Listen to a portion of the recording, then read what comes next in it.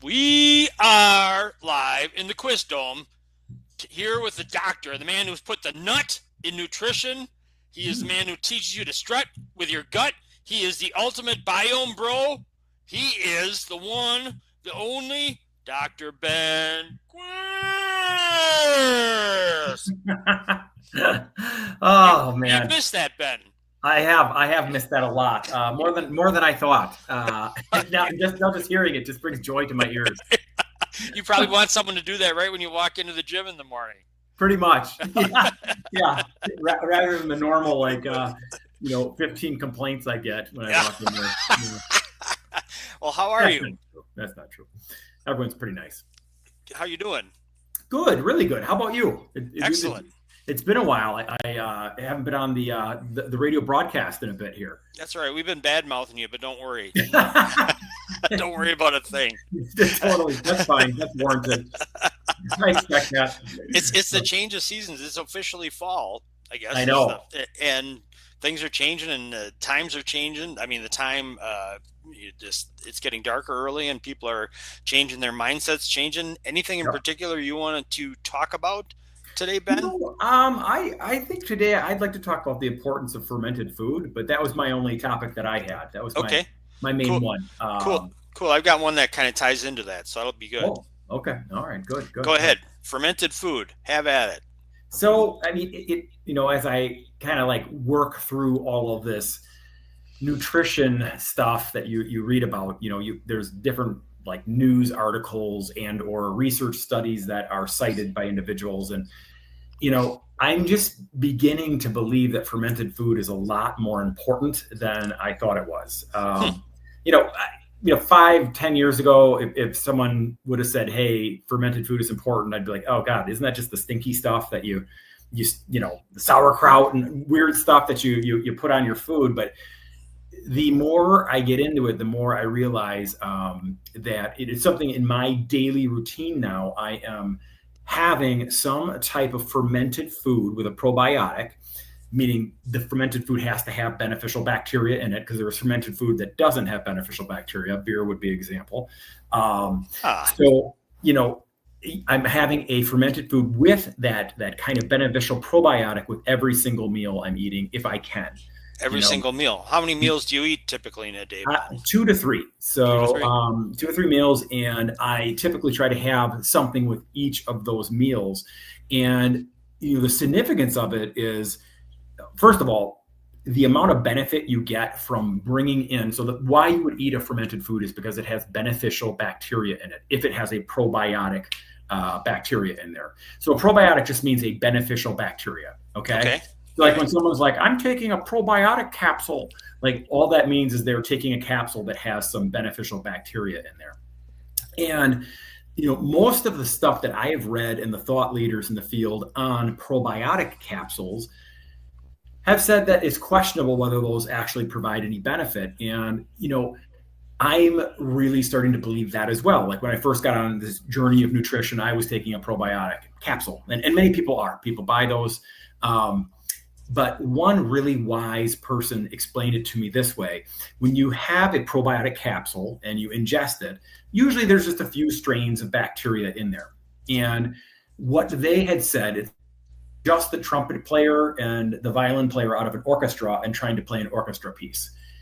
So you need the whole orchestra for it to work. And so an example of the whole orchestra would be a fermented food with beneficial bacteria in its natural kind of format, where you're getting the full orchestra. And that really struck me as being something that seemed true. And I just feel like in general, when we eat here in America, or when we look at supplements or different things, we're always trying to reduce it down to okay, it's just this one little thing I'm going to take. I'm going to take vitamin C, and then that's going to help me. And then, you and I are old enough that we've seen so many studies come out where oh, actually vitamin C doesn't seem to help when we put it in a placebo-controlled, real controlled trial, or vitamin E, when you take it alone, doesn't seem to help, and it's why is that? And I think it really comes down to the same exact thing. You can take a single vitamin out and then mass dose it, And it's like, but like that vitamin may have been meant to work with 6 or 7 other vitamins and minerals and plant nutrients that are all supposed to be wrapped together into one package. So it leads to that exact same thought process of you are taking just 1 or 2 players from the orchestra and trying to produce a symphony. And, so you can apply that example to a lot of things, but again, it gets back to really some of the old ways, fermented foods, eating whole, real food, like we've talked about many times on your show, versus trying to eat the Frankenstein processed, ultra processed food that pretty much comprises the majority of the diet for the typical American, and then just supplement with a couple vitamin pills and think you're good. It just doesn't work that way. Because the vitamins are like microprocessed potions, pretty much. I mean, maybe that's a little too much of a slam, but it's not the real deal. It's just like you're pulling out one little segment. So I'll give you an example. So like a lot of people, like they might get a measurement from their doctor, and like your doctor's like, "Well, you're deficient in vitamin D," and so vitamin D is produced in the body when we're exposed to sunlight, right? Isn't that like usually you need it more in the winter because you're not getting as much sunlight. Right. I can almost guarantee you the synthetic vitamin D you're taking in a vitamin capsule is not doing the same thing in your body as when you are exposed to sunlight and your body produces vitamin D on its own. Or for example, when you supposedly are taking in vitamin C, usually it comes in an artificial format called ascorbic acid. That is just a little component, artificial produced component of vitamin C. When you take a full natural vitamin C, it has several other things with it, so it's, again, they're like taking that, they're reducing it down into this, and they're hoping it has that exact same effect for the human being. And and it doesn't just make sense, Jack, that like your body was designed to work in a certain way. So if we try to game the system, the body just doesn't work like that. It's not meant to take in synthetic compounds, so yep. It's like for the most part, like I'm making a broad generalization. Yep. There are certain instances where you do need to take a very specific, minerals are an example of that. They're inert, kind of like, I feel like those are sometimes you do need those in there. Like, like people might need more zinc or they might need more magnesium, So. Yeah. Well, I think anything in life, whenever someone says I got the perfect hack for this, or I know how to game this, right? It's never really a good solution. Never turns out to be. I always say, whenever it sounds too good to be true, it usually is. And I think that this falls under that category, because whenever you just can't, you've got to do. It's like trying to hack the work of the workout by remember those machines, Ben? I don't know if I'm older than you, but I remember my parents' friends had this machine. It was like they stood on and they put a belt around their gut, and then it would, it'd be like, it would be like, this is a way to get rid of your gut. It's like, you're a kid, you're like, wow, that's cool, but it's like that. It's like that to me. It sounds like, instead of doing the work. Yep. Sometimes you actually have to do the work. You actually have to move your body. Like there's just, it's another, like I know they've come up with a pill now that seems to help with weight loss, basically by just causing people to eat less, right? I mean, that's how those GLP medications work. You just simply don't have as many cravings and it shuts off your hunger kind of stimulus, so, but with exercise, I can almost guarantee you that in my lifetime, they will never have a pill you just take that replicates all of the different things that movement does for your body, so there isn't going to be anything. There isn't any protein supplement. There's no Ensure drink. There's no amino acid blend that's going to build muscle. The only thing that does that is lifting heavy things. And the only thing that the body responds to as far as just overall health is just moving a lot in the day. That those are really important. You got to lift a couple heavy things each week.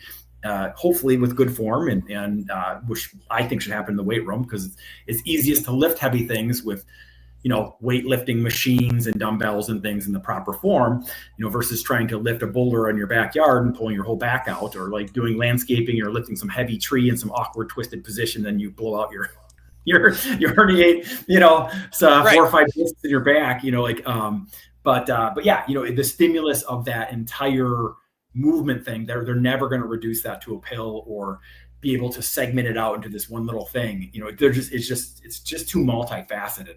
And the other fascinating thing with either of those two topics, like, what causes the optimal situation for a human being, nutritionally, supplementally with supplements, or, through exercise, they just really don't have it all figured out yet. They have certain things that they know a little bit about, but it's like, it's so fascinating to me there are so many things that they don't know, and that we don't know. Right. And I use that category of we. I hate that when people are like, well, we or they, or like, it's like, like all the scientists out there, all these, people that are blabbing away about all this stuff, like, they don't have it figured out. There is no guru out there. There's no person that, like, the more you look at this stuff, the more you realize is like, wow, like, we still have a lot to go here. There's some fascinating, amazing things that are happening, but there are some other things where it's like, we're still in the dark ages. So, and it continues to evolve, and that's the way it's always going to be, right? I mean, yeah. And sometimes you find you're out in a false belief, but I'm more skeptical because of you. I'm more skeptical of things I see all the time.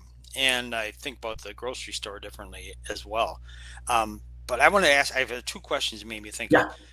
You said you had let's get back to the fermented food, because that's where you started. Mm-hmm. Yep. How challenging, Ben, is it for you or anyone to work in a fermented food into, say you do 2 meals a day, say 3 meals a day. Most people are programmed to eat 3 meals a day. How much of a challenge is it like to find and work onto your plate? Is it a big challenge? Would you say there's plenty of options? What would you say to that? I would say it's a little bit of a challenge, because we always say these, eat fermented food with every meal, but like, practically, how does that actually work? Like, what am I eating? Like, what's happening with that? And it's pretty simple once you like figure out which fermented foods you can tolerate and that you actually will eat, because some of them are pretty nasty. You usually can get a taste for any of them, but like, like sometimes you try some fermented food from a different culture, and it's like, whoa, that's pretty scary. But you have to figure out which are those probiotic fermented foods, so meaning that they have actual beneficial bacteria in them. So kefir is a good example, but that doesn't mean that every kefir in the grocery store has beneficial live bacterial cultures in it.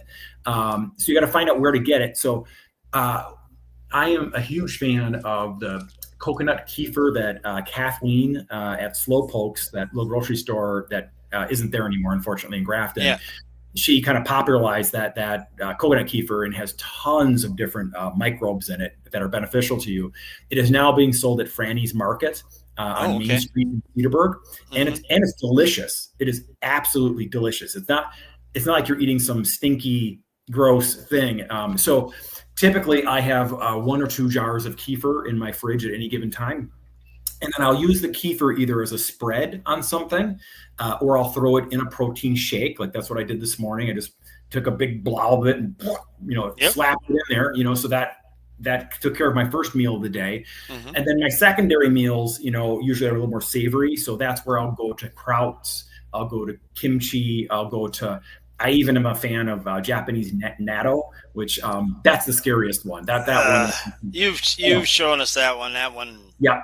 I know you're being a baby, but it's not that bad. Again, it's funny. It's considered like a delicacy in Japan. Like, really, you just have to get a taste for it. It doesn't disgust me anymore. So those are my. I do kraut variations. I do some kefir variations, and I do the natto, and those are the ones that I do. And if you get into it, you can even start to culture your own yogurts or kefirs, which I have now tried. That sounds scary and like it'd be really time consuming. It's actually extremely simple. And there's recipes for doing that. A yogurt maker on Amazon costs about like $69. It's a teeny little thing, and so I make a specific yogurt cultured with some specific types of probiotic bacteria that I think actually are really, really, really good for you. L. reuteri is the name of that strain that I actually make my own yogurt, because that's been something I've been experimenting with, which is kind of fun, because it's almost like you're giving birth to this entire bacterial colony in your home. It's like, these are my little babies. Oh. they you're a mad scientist. Ferment in there, and then it's actually pretty spooky. Like you're creating billions of organisms in that fermenting, situation, and then you're eating them, and then they live inside of your gut tract, and they're interacting with you. It is so weird, Well, but and that was my other question you bring up, because as a kid, and even more than a kid, you hear the word bacteria and it's a negative. Mm-hmm. You gotta get, be clean of bacteria. Everything's got to be it's get sprays that are bacterial sprays or whatever. And how do you think, to me, that whole thing, whenever you're talking about that, it sounds to me like a whole new way to think about bacteria that people have to get into their brain, just a different way to think about it. Yep. Because, you think of these moving things and you're like, yeah, it's a little spooky, but it is the way we are designed to be.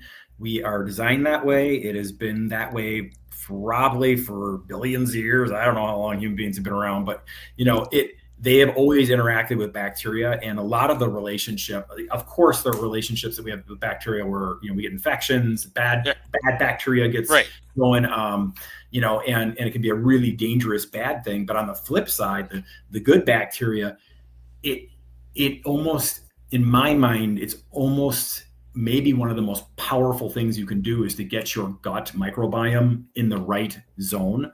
We've talked about this before, but they've done those case studies. They weren't really studies, but where they took like poop from so like a bolus of poop from somebody who was non-diabetic, and then put it into somebody that was basically type 2 diabetes, adult onset diabetes, and suddenly all their blood sugar regulation and things got better, or they've done that even with weight, where they took someone who had a really well-regulated weight, meaning body fat, composition, and you took some of the good body fat person's poop and put it into somebody who was having some trouble with weight loss, and they lost weight, so it just goes beyond what we know.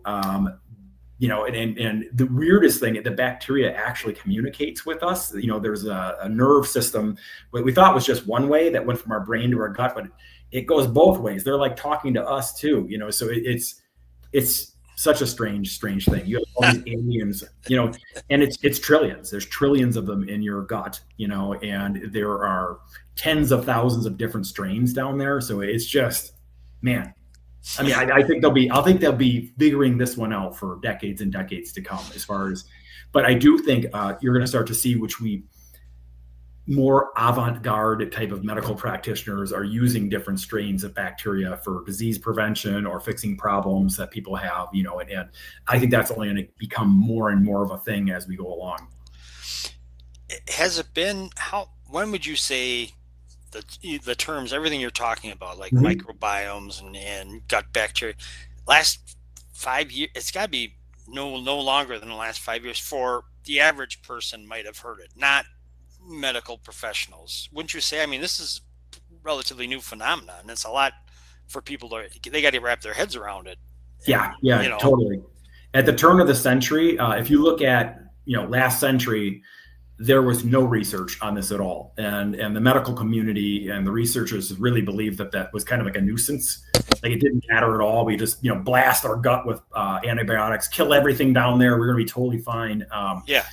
And it was really at the turn of the century that a little bit of research started. Then it started to get a lot more. And then now it's thousands and thousands and thousands and thousands of studies, and is one of the most researched areas. I mean, there's a lot of information coming out, but really in the popular kind of like mindset, meaning the influencer community, like those people have kind of jumped on the bandwagon in the last 5 years, where you're starting to see like articles from media companies and or people on TikTok or YouTube or whatever talking about it, but I still think a lot of people are getting a lot of things wrong with it. Not that I know everything, but like I do I've been looking at that particular aspect of things for quite a while now.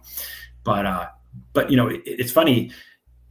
Lots of times it's the things that make the most common sense. Like fermented foods are almost in every culture on the planet, and they must have been important for something. If everybody just kind of like started to make the stinky stuff that they're eating, it just, so it just becomes kind of like common sense. Like, and those are the fixes that I kind of have a tendency to gravitate towards are the ones that historically have made sense. They make sense to me personally. And then if I try them and I start to feel a lot better, I'll give you one example. So, and I'm going to knock on wood before I say this, but I have not been sick in 5 years. Like I have not had a cold. I've not had a sniffle. I have not, I got COVID one time way back when that was the last time I was sick, and I was sick for maybe 2 days, with it. And I wonder if, because the majority of your immune system is housed in your gut microbiome.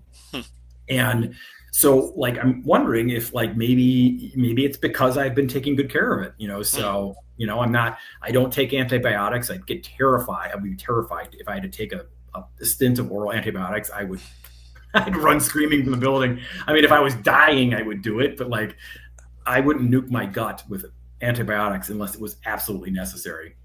Nuke your gut. That's pretty good.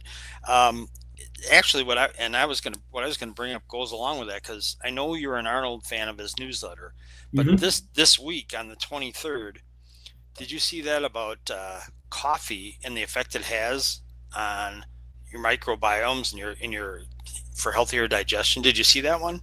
I didn't, but I mean, I feel like coffee. He said there was research, and again, a pretty substantive research study, that regular coffee drinkers have 6 to 8 times more beneficial bacterial gut biomes than non-drinkers, and it leads to healthier digestion and metabolic function. It's rich in coffee, rich is in polyphenols. I'm probably not saying that, but coffee for a long time, talk about things that change, kind of things that go back and forth. It's like, oh, I shouldn't drink too much coffee. It's bad for it. And too much is too much. But however, coffee, there's so many benefits to it, and now it's even linked to your gut. Even did you if you find that article? I saw an article on that. I didn't read Arnold's thing, but in the article, it was so funny. The article was talking about that particular thing that you just mentioned, that the gut microbiome was healthier in the people that were drinking the coffee, and they referenced polyphenols. Polyphenols are a phytonutrient. So a phytonutrient is just a beneficial compound in plants that helps a human being. So polyphenols is one type of phytonutrient. And the thing in the article that struck me the most, Jack, was that the number one source of polyphenols for most individuals was coffee, which that is disturbing. Sorry, these coffee drinkers are getting this benefit from these polyphenols because they're, many of them aren't having any other type of phytonutrients. They're not eating any apples. They're not eating any salads. They're not eating any, they're not getting, broccoli. They're not eating berries, all the other things that have those beneficial compounds in them. But that kind of made me laugh.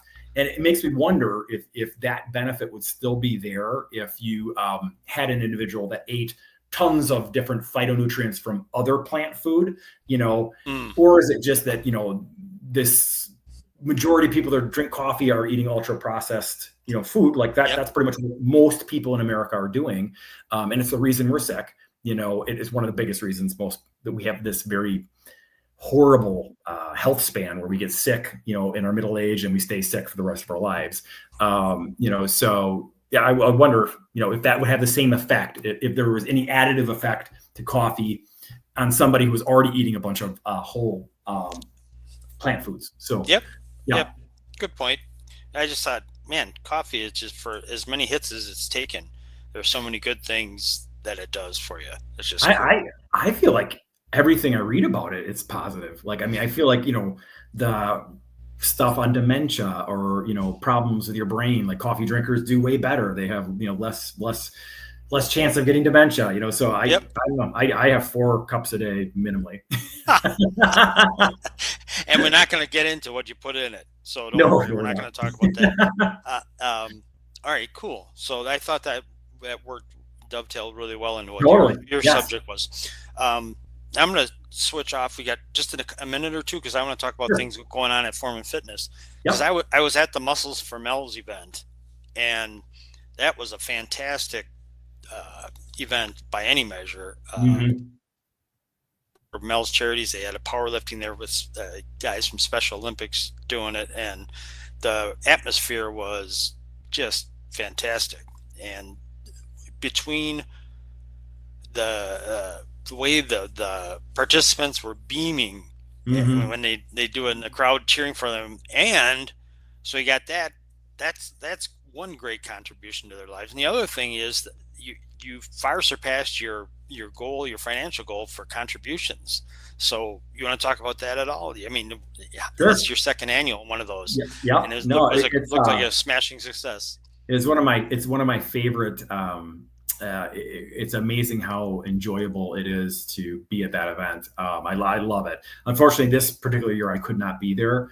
I will say one of our coaches who was there is getting certified to be a strength coach in the Special Olympics because of how much she just absolutely loved working with those athletes, so it's a really special thing. And the generosity of the Foreman Fitness crew and the membership and everybody that donated. I mean, we raised a significant amount of money, I can't remember $8,000, $8,000 in the morning. I mean, it's pretty crazy. And, we beat our thing from last year. I think we were 7,000 or something, but we're raising some good money for that. And Mel's is an awesome charity. So it's just one of the ones that we, I just feel like, we get involved with certain charities, but that's what I'm really happy to be a part of. So we're going to continue that for the foreseeable future. Excellent. That was cool. And then, so that was in the past, but upcoming, you got this new Shades of Strength that's going on at the gym. Do you want to talk about, you have expert speakers coming in, and you want to talk about about the program itself, or? Sure. Yeah, no, it is kind of our fall every quarter, every season we have kind of like programming that we put out for our membership. There's the speaker series that I kind of handle that whole thing that we do in the spring, but with this one, really, our group coordinator, Eliza, and one of our other employees, a newer employee to us, Brielle Pauly, kind of put this whole thing together. And I'm just so impressed with what they've done, but it is a series of different free lectures that are going to be there about safety for females, self-defense, how to recognize domestic abuse, if it happens. Like you just said, there are several speakers that are coming, that it's free of charge. There's also a self-defense course, which I'm going to bring my daughter, my 14-year-old daughter, to that and have her participate in that. But that's going to be a hands-on actual self-defense course. So cool. Yeah, it's pretty cool. Yeah. The first one is on Thursday, October 9th at 6:30. Mary Knetter. I don't know if you say Netter or Knetter. I'm not sure how I'm not sure either. You pronounce it, but that's who's going to be speaking, and it's about Fit to Defend and how to detect, see the signs of domestic violence and all kinds of things. So I just think it's really impressive that the gym you have is I mean, the fitness is there. That's what it was founded on, and the strength and the movement and everything. But the way you're branching out into other areas of life that contribute to your overall wellness, really pretty damn impressive. So thank you. Well done. Yep, that is definitely my own personal mission, is to help individuals live life healthier, and I've come to realize exercise is just one dimension of that, so there are just so many other facets to that, so and as a health club, we really should be helping people with as many of the different facets of that as we can. So yep, we're doing good.